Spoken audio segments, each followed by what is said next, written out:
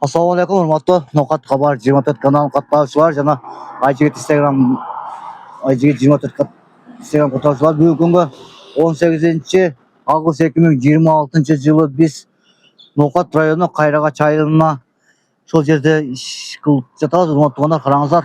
Бұл жерде бүгін жетіген деген шаш тарашқан açıldı da. Bu arada şartları жақсы екен қараңыздар.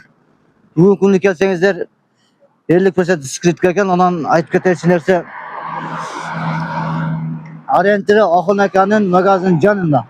Hurmatly arkadaşlar, jana ko'rarmanlar. Başul dükkan canında ikinci qavatında bunu kumalağı Zamzam degan magazin ikinci etajında.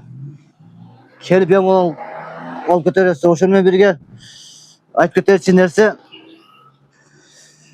cho'nglarga 200 so'm, o'quvchilarga 150 so'mdan ekan.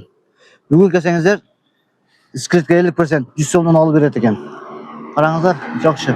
Az ichine kiradi, ichini ham totamiz. Janob Soylar Pochkon tuzatganlar. O'shaмен birga aytib ketayotgan narsa No'qat joqdan kelganlar o'ng joqqa, Qizilka, Botken joqdan kelganlar sol joqda bo'ladi. Magazin jan Orientrich kelaverasizlar. Ketganda ichkariga kirasiz. Motorlar keldik, qarangizlar. Hozir biz ikinchi etajda turamiz mana. Adamlar kelib o'tirishadi, olishadi. Assalomu alaykum. Yaxshi qilib ochibsizlar, yaxshi, qaranglar. İşlep жатады, hech. Mollar chashni oldirib o'tadi. Mana bu o'tib o'tirishadi. Yaxshi ekan, yaxshi bo'lar ekan. Kelsa bo'lar ekan. Ha, yaxshi kelsa bo'lar ekan mana.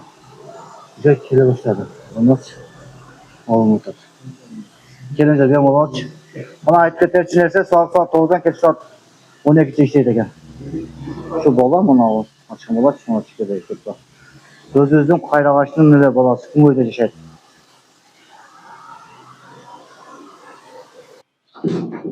Mana o'tib qaranglar. Besh bolani konkretni olib turgan. Mana ana aytib ketayotgan narsa motorlar tajribalı Rossiyada ishlab yurgan bolalar ekan. Salomlar. Bu nasıl iş olacak mana? Bu gelmiyor yoksa açılışı kechki soat 7:00 açılışı yok. Açışta jatar. Keler hurmatli hech vaqt aman bo'linglar. Ana aytib ketayotgan narsa No'qat Xabar 24 kanal jana IGT 24 Instagramdan kelib desangizlar, cho'nglarga 150 so'm skidka qilib beradi, men otdan kelsangiz. Yosh bolalarga 100 so'm qilib beradi. Men otdan kelsangizlar mana. Ko'rib, like bosib kommentar yozganlar shuni bizga YouTube'dan ko'rdik, Instagramdan ko'rdik deb kelib bosib, like bosib kommentar yozib qo'ysangizlar, kelib o'qisangiz ko'rsatsangiz kelib arzon skidka qiladi. Hech bo'lmasa, assalomu alaykum va rahmatullohi va barakatuh.